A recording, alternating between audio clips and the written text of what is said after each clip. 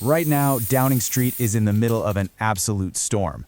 We're talking about a high-stakes government appointment, a failed security check, and what looks like a major national security breach. So let's break down exactly what's going on. Really, this whole scandal boils down to one single crucial question. Did the Prime Minister deliberately mislead the public and even Parliament? I mean, that's the accusation, and it strikes right at the heart of the government's integrity. Okay, so let's get right to the core of the scandal. At its heart, this is a classic case of what the government says happened and what the facts seem to show. The accusation itself is actually pretty simple, but it's incredibly serious. Downing Street is telling one story about a critical security lapse, while all the evidence that's coming out seems to paint a completely different picture. And that official story, well, it's starting to crumble. You know, the key to really understanding this whole mess is the timeline. Because when you actually lay out the sequence of events, that's when the official account just starts to fall apart.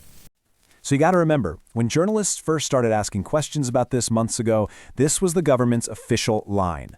A total, flat-out denial. They said unequivocally that the allegations were completely false.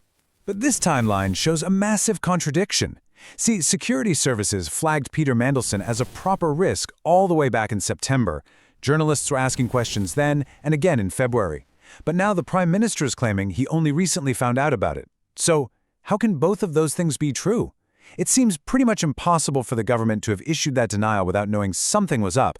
And look, this isn't just about political spin or trying to manage some bad headlines. The contradictions in that timeline point to something way more serious, a potential breach of national security. To really get why this is such a huge deal, you need to know about something called developed vetting, or DV.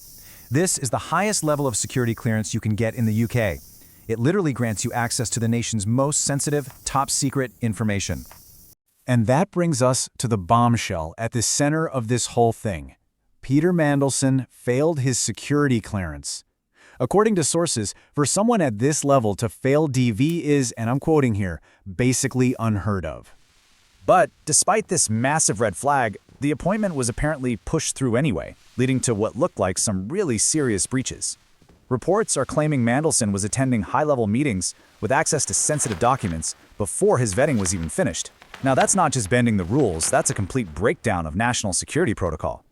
So you end up with this massive clash. On one side, you have the security experts saying this person is a significant risk, and on the other, you have a government minister basically arguing that, well, the Foreign Office can just overrule that advice if they want to. It's a defense that some sources have called totally unconvincing, saying it treats the public like a bunch of mugs. So as you can probably imagine, the political fallout from these revelations has been fast and it's been severe. This is quickly turning into a real crisis of trust. Two people are really feeling the heat. First, the Prime Minister, Keir Starmer. He's being accused of misleading Parliament, which is a massive deal that could seriously damage his authority.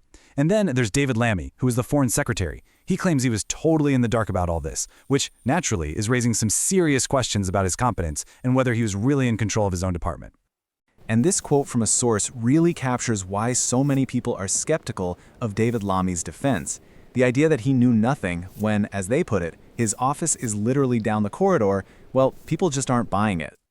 So, with all of this now out in the open, the big question is, where does it go from here?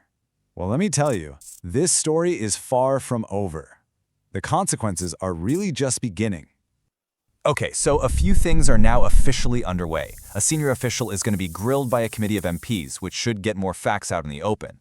Then, and this is a big one, a police investigation is now active, which raises the very real possibility of criminal charges.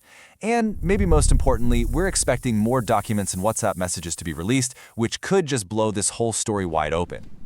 All of this brings us to one final, really crucial question. Insiders are suggesting that what we know so far is just the tip of the iceberg. With all these investigations going on and more evidence on the way, the pressure on the Prime Minister is only going to get more intense. The real story might not be what's already been revealed, but what's still waiting to come out.